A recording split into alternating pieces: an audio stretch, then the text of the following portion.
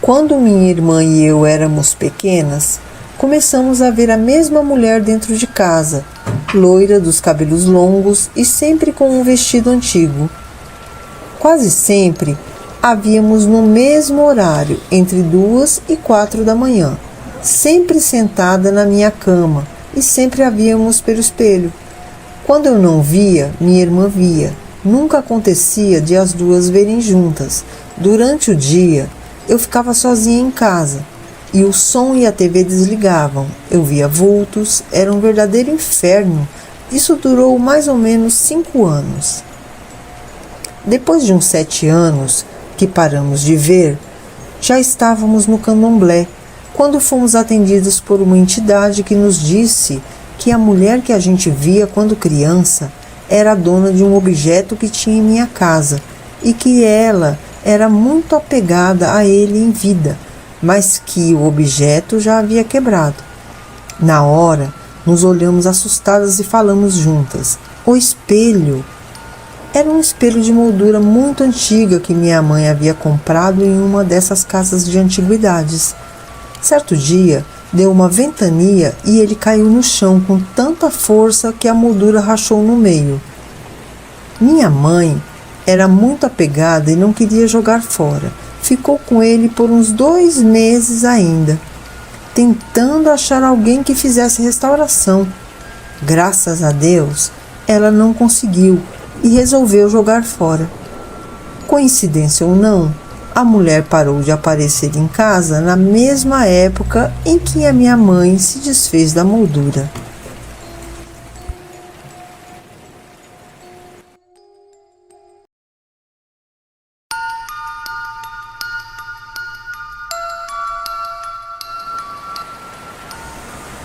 Foi há muitos anos, numa cidadezinha do interior de São Paulo, onde se deu este ocorrido. Entre os colonos e funcionários de uma fazenda de café, morava Maria Ana, que estava noiva de Genésio. Os dois, de família humilde de colonos da fazenda. Maria Ana, muito caprichosa, preparava com esmero seu enxoval e Genésio reformava um casebre, um pedacinho de terra que havia comprado com muito sacrifício. Se casaram então numa festa simples, mas com muito amor. Tudo corria muito bem. Os anos iam se passando e não vinham filhos. Maria Ana se entristecia, pois via todas as amigas engravidando e tendo suas pencas de filhos e ela nada. Ficava triste também, pois todos indiretamente a cobravam quanto à maternidade. Até que seu marido, o Genésio, começou também a cobrá-la. Tornou-se impaciente com ela, dizia que era seca e que se não desse um filho a ele, que arrumaria uma mulher que lhe desse. Maria Ana ficava arrasada. Insegura, triste, frustrada, pois queria também ser mãe.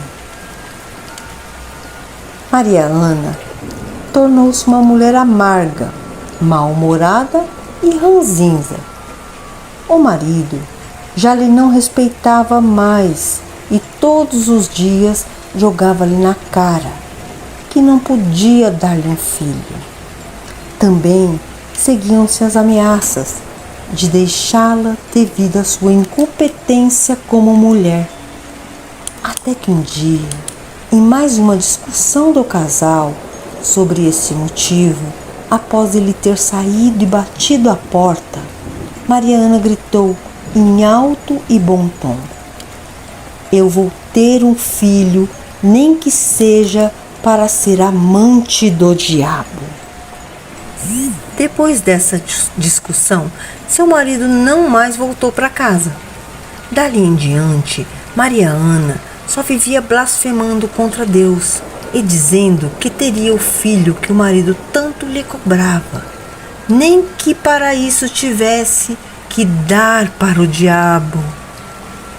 Quem ouvia aquilo fazia o sinal da cruz, saía de perto. No final de tarde, armou-se um temporal.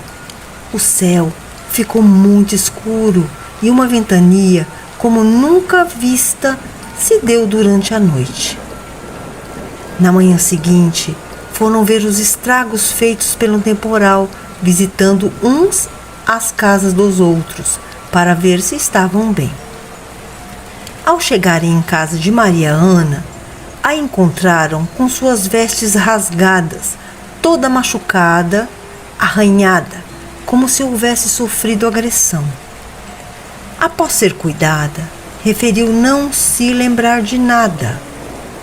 Não havia sido o marido que a agredia, pois este já a tinha deixado. Enfim, ninguém soube o que realmente houve.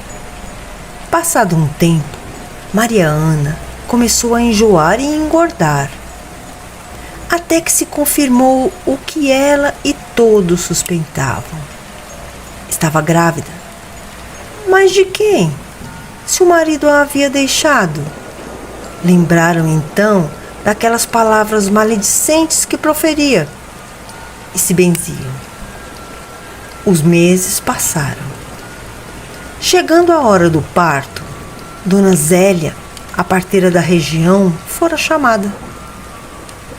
Foi um parto difícil, mas nasceu um menino que não chorou, mantinha seus olhos bem abertos e penetrantes e encarava a quem o olhasse. A criança não chorava. Todos estranharam. No quarto dia de nascido, a criança já sentava no berço e ria e olhava fixamente para as pessoas, encarando-as. Todos que iam visitá-los ficavam perplexos. Com uma semana de nascido, a criança já tinha os dentinhos e ficava de pé no berço. Numa dessas visitas das vizinhas, aconteceu o improvável. Sob os olhares incrédulos das vizinhas, o bebê com 10 dias de nascido desceu do berço e com certeiros e contados 7 passos vagarosos e pesados, com som de cascos de cavalo, dirigiu-se à sua mãe, olhando-a com ódio e sorrindo maleficamente. Pegou uma faca que estava sobre a mesa em seu caminho e cravou-lhe no peito 7 facadas, diretamente no coração. Enquanto o sangue esguichava, o bebê ria, rosnava e sugava-lhe o sangue. As mulheres horrorizadas correram e gritavam, chamando por ajuda. Ao voltarem, encontraram Maria Ana seca, sem uma gota de sangue no corpo e com os olhos arregalados e nem sinal do bebê, somente um forte cheiro de enxofre no ambiente. Enterraram então Maria Ana e queimaram aquela casa com tudo que havia dentro. Nunca mais construíram nada naquele terreno e nem mato ali crescia. Daí os antigos, para dar medo nas crianças, diziam: fiquem quietos, senão chamarei os 7 passos para levar vocês.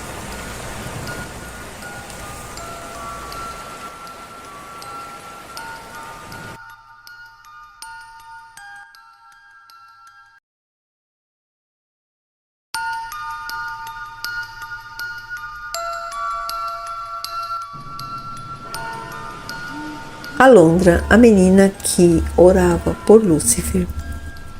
Disse que este ocorreu há muitos anos no México, num longínquo e pequeno povoado de nome Águas Calientes, e que neste local havia uma menina de nome Alondra, de seus 5 anos, que orava por Lúcifer. Em suas inocentes, diárias e cheias de fé orações, antes de dormir, sempre incluía Lúcifer nas mesmas. Era uma doce menina que se preocupava com todos, inclusive com ele.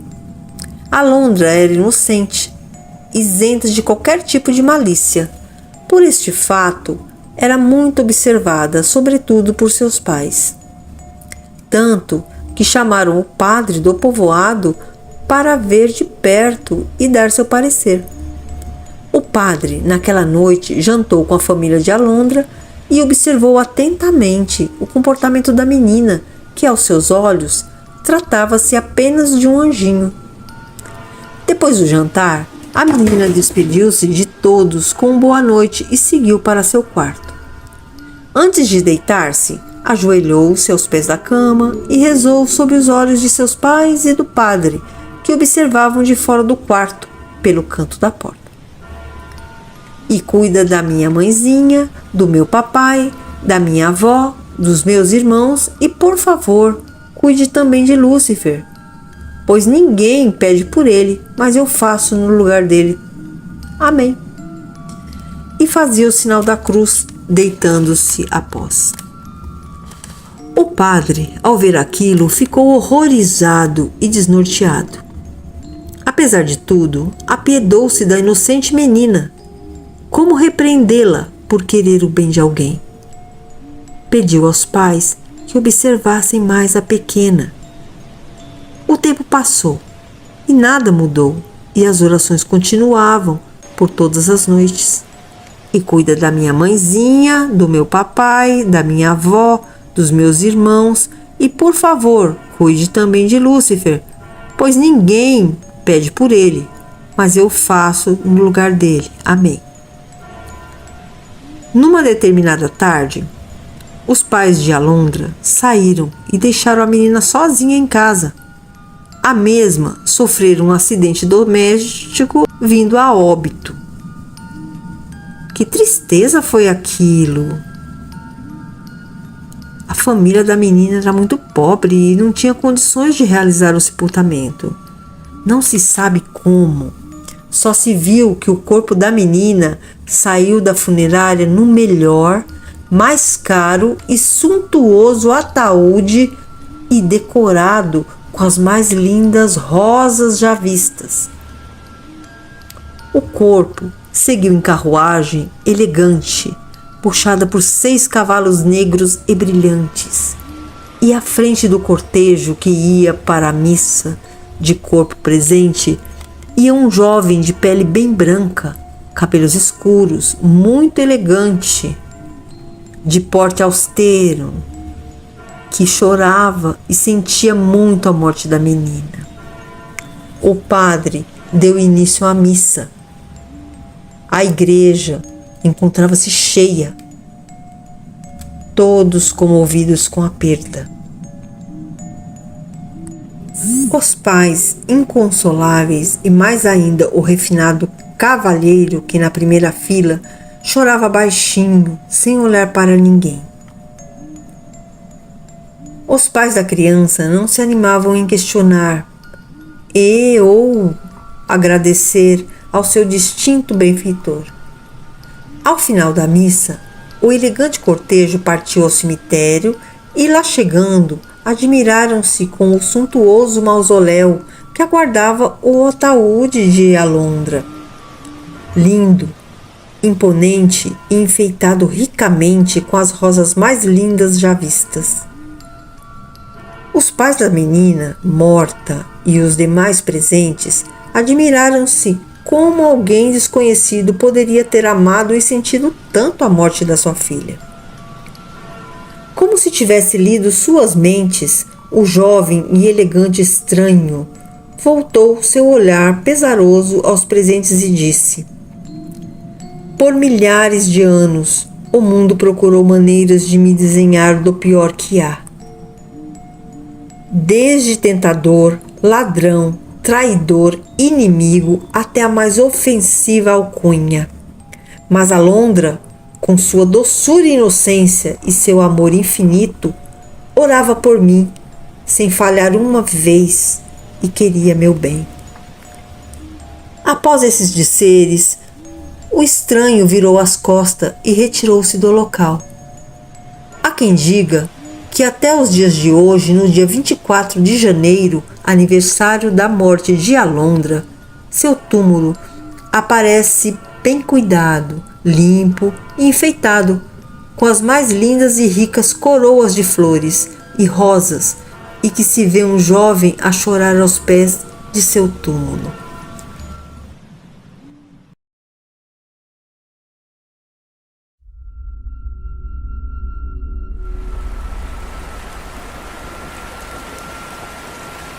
Eu moro em um apartamento com a minha família. Apesar do apartamento ser pequeno, nós temos um cachorro grande, um pastor alemão. Seu nome é Átila. Ele está acostumado a dormir no meu quarto.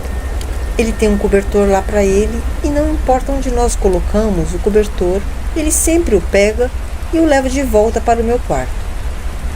Sempre que eu vou dormir, eu deixo a porta aberta para ele entrar e sair do quarto à vontade para poder comer, beber e se aliviar na área de serviço. Uma certa noite, eu estava me preparando para dormir, abri a porta, coloquei um tênis nela para não fechar, apaguei a luz e fui dormir. Certa hora da noite, eu acordei sentindo um peso na cama sobre o colchão. Então eu pensei, deve ser o Átila, porque às vezes ele também gosta de dormir na cama junto a mim. Eu virei o rosto para ele e senti aquele bafo quente na minha cara. Eu estendi a mão para fazer um carinho nele. E quando eu ia encostar na cabeça dele, ele agarrou a minha mão com uma mordida tão forte que eu até vi uns pontinhos de luz no escuro de tanta dor. Ele começou a chacoalhar a cabeça com os dentes literalmente cravados na minha mão, dando um rosnado tão estranho. Parecia o rosnado de um cachorro pequeno, não de um pastor alemão. Eu nunca bati no meu cachorro e também nunca deixei ninguém bater nele. Mas ele estava quase arrancando fora a minha mão e a única coisa que eu consegui fazer foi virar um baita de um tapa com a minha outra mão. Só que ao invés de pegar em um baita cachorro, pegou em algo bem menor, que saiu voando da cama com a força do tapa e finalmente soltando a minha mão. Eu ouvi o barulho daquilo acertando a parede e depois não ouvi mais nada. A primeira coisa que eu fiz foi acender a luz. Quando eu olhei, a minha mão estava toda vermelha de sangue, com uns buracos grandes de mordida. Eu olhei em volta, procurando o meu cachorro, mas ele não estava lá. Foi quando eu ouvi os latidos vindo do outro lado, de fora do quarto. Eu olhei para a porta e estranhamente ela estava fechada. Quando eu cheguei perto, ela não só estava fechada, mas como estava trancada e por dentro. O tênis que estava deixando ela aberta estava do lado da cama agora. Quando eu abri a porta, o meu cachorro entrou correndo e ficou procurando alguma coisa pelo quarto todo. Quando os meus pais vieram ver por que o cachorro estava latindo tanto, viram a minha mão toda ensanguentada. A primeira coisa que eles acharam foi que o Átila tinha me mordido, mas eu expliquei para eles o que tinha acontecido. Claro que eles não acreditaram e acharam que eu estava protegendo o meu cachorro. Mas depois que eles limparam a minha mão e olharam as marcas que ficaram, eles viram que era bem diferente da marca da mordida de um cachorro. Quando eu tinha aberto a porta para sair do quarto e o cachorro entrou, ele ficou o tempo todo dentro do quarto procurando algo feito louco. Mas ele não achou nada e eu não vi nada saindo do quarto. E nós estávamos no banheiro, que fica de frente para o meu quarto. O meu pai e eu ficamos procurando o que quer que fosse o resto da noite, mas não achamos nada. E nem o Átila achou nada também. O que quer que fosse não saiu pela porta e nem pela janela que estava fechada. Não tenho ideia de como entrou ou saiu do quarto. mas aquilo trancou o cachorro para fora do quarto e também trancou a porta. Ainda bem que eu acordei naquela hora, ou eu não sei o que poderia ter acontecido. Eu tenho as cicatrizes até hoje na minha mão para me lembrar daquela noite, e até hoje eu agradeço por elas estarem na minha mão e não no meu pescoço.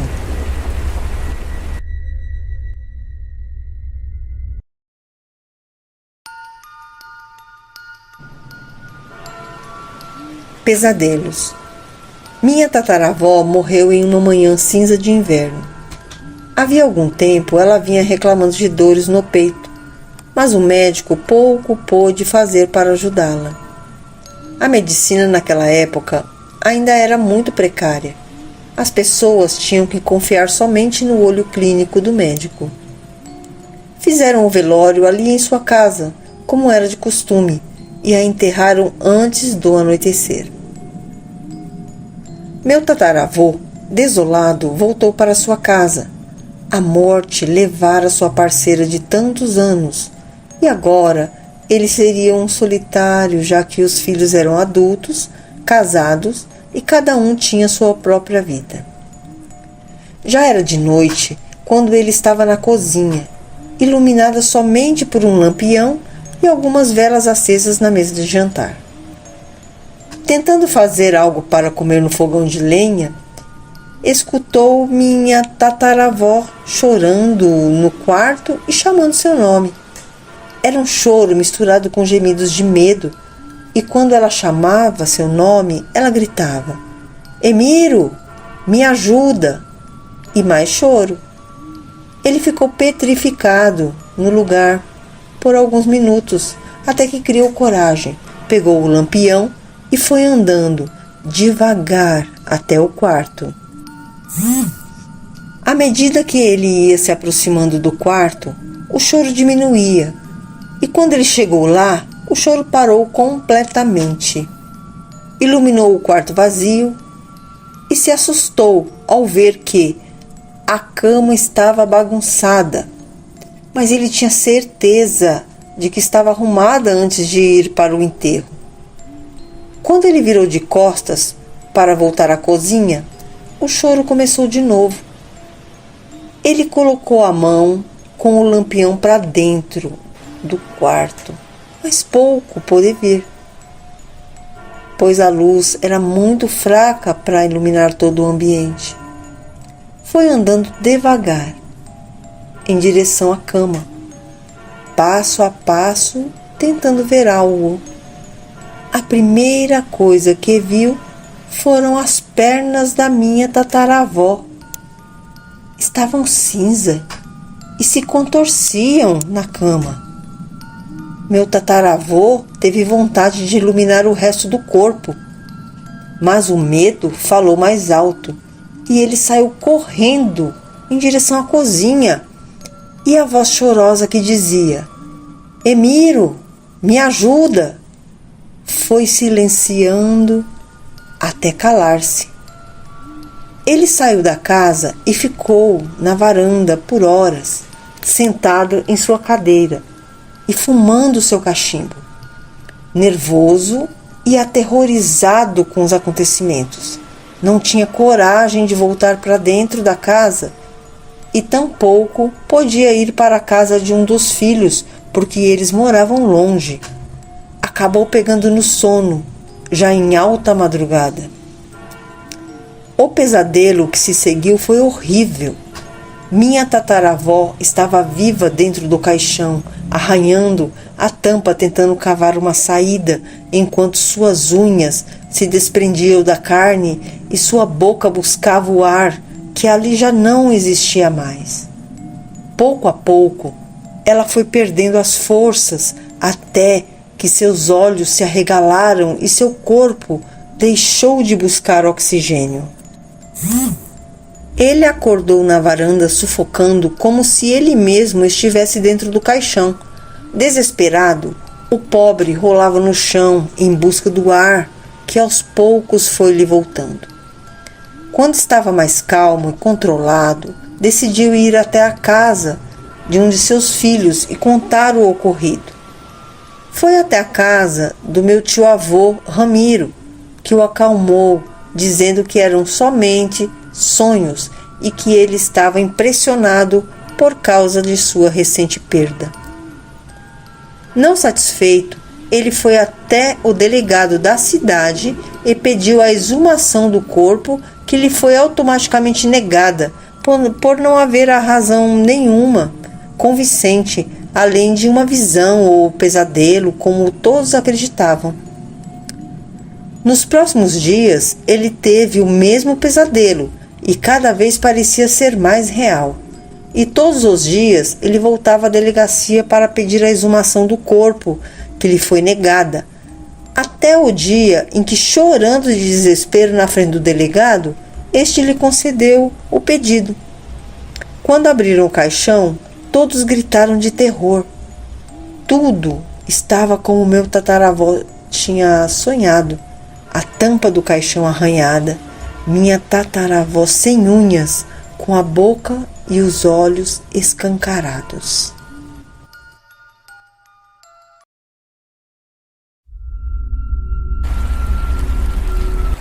O apartamento. Segue um caso acontecido comigo mesma no ano de 2010 em Curitiba, minha atual cidade. Eu me mudei para um apartamento no centro de Curitiba, na rua Tibagi. Era um prédio bem antigo de apartamentos velhos e enormes. O nosso era no térreo. Então, tinha uma espécie de jardim de inverno lá dentro. Era imenso. Dividia esse apartamento com uma colega. Como não tenho mais contato com ela, vou chamá-la de Pri. Ela era espírita e, apesar de não seguir, nem acreditar em nenhuma religião, a gente fazia o culto do lar, que era ler o evangelho do espiritismo e discutir sobre. Eu curtia. Era uma coisa bem leve, mal não fazia. A Pri tinha um namorado que vou chamar de Fernando. Nem lembro o nome correto dele. Esse cara era meio folgadão e também era espírita. Desde que eu me mudei, nunca tinha sentido nada estranho nesse apartamento. Nessa época, eu passava por um término de namoro muito difícil para mim. Eu chorava muito, todos os dias, em todas as situações. Estava estagiando e fazia um trabalho que eu não gostava. Me sentia muito triste, um pesar muito grande que ia além do coração partido. Era um esforço muito grande me dedicar às atividades do meu cotidiano, e isso durou meses, acho que cerca de uns 8 meses arrastando essa cruz. Um dia, eu voltei do estágio no fim da tarde e fui para o meu quarto. Nessa época, eu lia muito. Estava lá, lendo isolada, quando de repente eu senti um sono muito grande, cansaço extremo, desses que você fecha os olhos na hora e dorme. Não era um horário habitual para dormir, cerca de 19 horas. Acordei logo, e assim que eu abri o olho, tinha uma mulher no meu quarto, de pé. Ela tinha cabelos longos, pretos, e aparentava estar suja. Usava um vestido muito puído. No que ela olhou para mim, e eu olhei para ela, ela se assustou, se abaixou e saiu correndo pelo quarto abaixada. Foi muito louco. É como se ela se assustasse também de ter sido vista. Isso foi o que me deixou mais impressionada. Ela me assustou muito, mas eu também a surpreendi. Por isso, acho que a intenção não era de maldade, nem de me fazer nada, porque ela fugiu abaixada. As pernas dela estavam muito sujas, assim como a barra do vestido. Isso também me parte o coração, porque pode ter sido alguém que sofreu muito, fugiu muito, enfim. Isso durou instantes. Eu fechei os olhos e já comecei a conversar com ela, mentalizando que eu não podia ajudar e que ela estava me assustando daquela maneira, que era para ela procurar ajuda para sair dessa situação, mas que, infelizmente, eu não ia conseguir fazer nada. Abri o olho novamente, com muita coragem, e não tinha nada no meu quarto. Tudo estava do mesmo jeito. Eu permanecia deitada, sem entender o que tinha visto. Se era um episódio de paralisia do sono, não sei. O fato é que eu, volta e meia, avisto coisas quando estou sonolenta. Nunca consegui ver nada fora desse estágio de sono.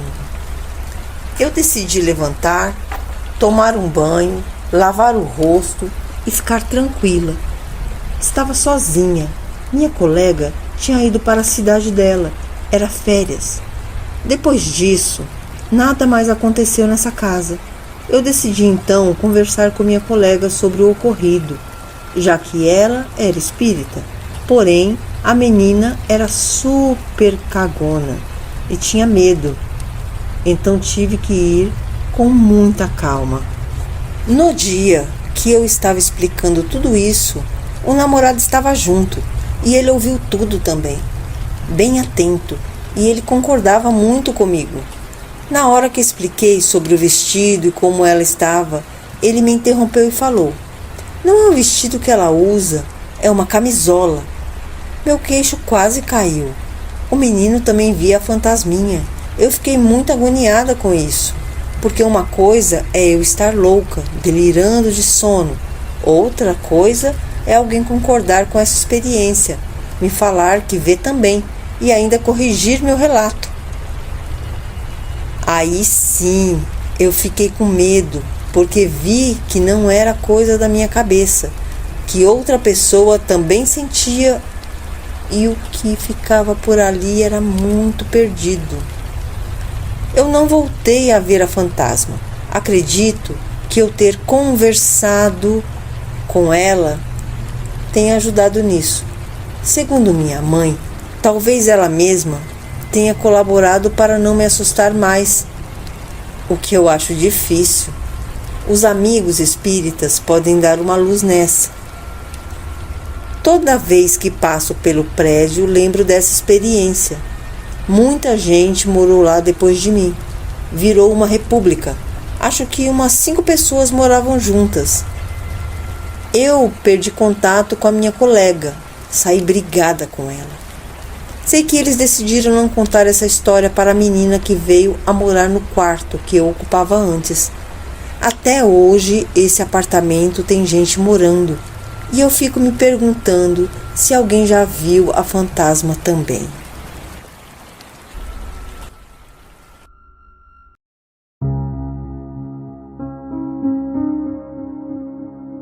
O taxista.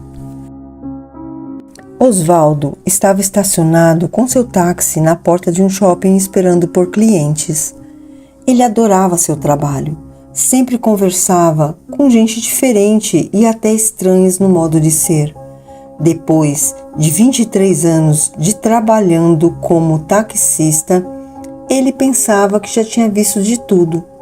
Já eram 9 da noite de um domingo e ele estava pronto para ir embora. Sua próxima corrida seria a última do dia. "Está livre?" perguntou uma jovem que não devia passar dos 20 anos, se aproximando do carro.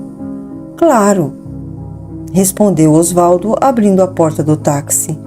"Vamos para minha casa nesse endereço", disse a moça, entregando um papel ao taxista. O lugar ficava a meia hora do shopping. A passageira esteve sempre silenciosa. Mesmo quando ele fazia uma pergunta, ela somente respondia acenando com a cabeça. Em um momento do trajeto, ela começou a chorar. "O que foi? Posso fazer algo para te ajudar?" perguntou o motorista preocupado. "Só me leva para casa, estou com saudades da minha mãe." Após chegarem ao local, a jovem desceu do carro e disse que voltaria dentro de pouco tempo para lhe pagar. Vários minutos se passaram, mas a garota não havia retornado. Osvaldo, impaciente, desceu do carro e tocou a campainha. Uma mulher, já de meia idade, abriu a porta. "Desculpe-me, senhora, mas é que eu estou esperando já tem muito tempo no carro e eu tenho que ir embora. A senhora pode chamar a moça que entrou alguns minutos atrás para ela me pagar?" "Não sei do que o senhor está falando. Aqui ninguém entrou. Estou com meu marido e moramos somente os dois aqui", respondeu a mulher. Que isso? Peguei a menina no shopping e a trouxe aqui. Tinha mais ou menos 18 ou 20 anos, cabelos longos castanhos e pele bem clara. Ela estava até chorando, dizia que sentia saudades da mãe. Sem dizer nada, a mulher entrou na casa e voltou com uma fotografia na mão. É essa a garota? Perguntou ela, mostrando a foto a Osvaldo. Essa mesmo. Impossível, ela é minha filha. Porém, ela faleceu há mais de 5 anos em um acidente de carro, quando voltava do shopping com alguns amigos, respondeu a mulher, deixando as lágrimas escorrerem por seu rosto.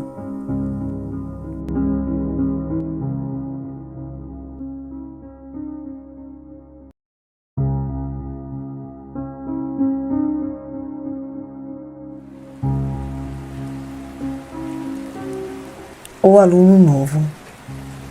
E lá estava eu em mais um dia de aula. Sempre amei minha profissão de professora de ensino fundamental. Nasci para o magistério. Dava aulas já há décadas, no que chamavam antigamente de 1ª a 4ª série primária. Eu sempre fui a querida tia Mary, era como me chamavam. Vivia em torno de cores, abraços, choros, sorrisos, gritos, correria, brincadeiras, mochilas, lancheiras, enfim. Aquelas crianças sempre foram minha adoração. Eu amava o que fazia, ensinar. Alfabetizar era mostrar às crianças uma nova maneira de enxergar o mundo. Eles eram, ao meu ver, como pedrinhas brutas sendo lapidadas. Era gratificante vê-los desenhando as primeiras letrinhas de seus nomes e aprendendo a soletrá-las, até que naquela volta das férias, no início do ano letivo, chegou um novo aluno na escola. Seu nome era Marcos. Era proveniente de outro estado. Não reconheci o sotaque, que parecia sulista ou algo assim, sempre puxando os S's. Eu, simplesmente e sem motivo, antipatizei com aquele menino à primeira vista. Com seus 6, 7 anos, tão pequeno, porém detestável para mim. Inexplicavelmente detestável. Não me peçam explicações. Simplesmente não gostei dele e pronto. Como dizem por aí, ranço daquele menino. Quanto mais eu o ignorava, mais ele era grudento. Vivia ao meu redor querendo pegar minha mão, carregar meus materiais, apagar o quadro, sentar-se perto da minha mesa. Uma solicitude quase que insuportável. Aquelas mãozinhas geladas. Ele tinha as mãos gélidas. Ele fazia de propósito. Eu sentia que ele sabia que eu não o suportava e ficava me encarando com aquele ar angelical, com cara de vítima. Sempre arrumava confusão com os coleguinhas. Eu aproveitava e o colocava de castigo com prazer. Eu adorava o cantinho do pensamento, só assim para mantê-lo longe da minha vista. Na reunião de pais, conheci os pais de Marcos, polidos, sérios e formais, com cara de poucos amigos. Percebi que não gostaram de mim. Percebi o ar de censura em seus olhares. Eu diria até que leram meus pensamentos, tão detestáveis quanto o filhinho deles. No término da reunião, vieram me cumprimentar com os outros pais de alunos. As mãos gélidas, incrivelmente gélidas. E foi naquele dia que não mais suportei, que tudo aconteceu. Estava sozinha em sala, terminando umas correções, enquanto as crianças encontravam-se em recreação com a assistente. Foi quando senti aquelas mãos geladas em meu braço. Era Marcos, com aquele olhar insuportável me encarando. Não aguentei. Uma sensação de repúdio tomou conta de mim. Levantei-me e dei-lhe um empurrão. Ele caiu longe, batendo a cabeça no chão. Quando se levantou, me olhou com ódio, porém depois sorriu. Foi aí que eu vi sua língua bifurcada, entrando e saindo da boca rapidamente. Seus olhos amarelos, como os de um crocodilo, com um traço no meio. Em meio a um misto de nervosismo, pavor e raiva, peguei-o pelo pescoço e apertei com força. Abaixei-o até o chão enquanto o esganava. Ele não reagia, sufocava enquanto movimentava aquela língua bifurcada, para dentro e para fora, rapidamente. Enquanto o esganava, via sua pele engrossar, ficar esverdeada, como a de um réptil. Nesse momento, entraram na sala outros funcionários e me arrancaram de cima do menino, que começou a chorar e mostrava-se ofegante e indefeso, já com a aparência normal.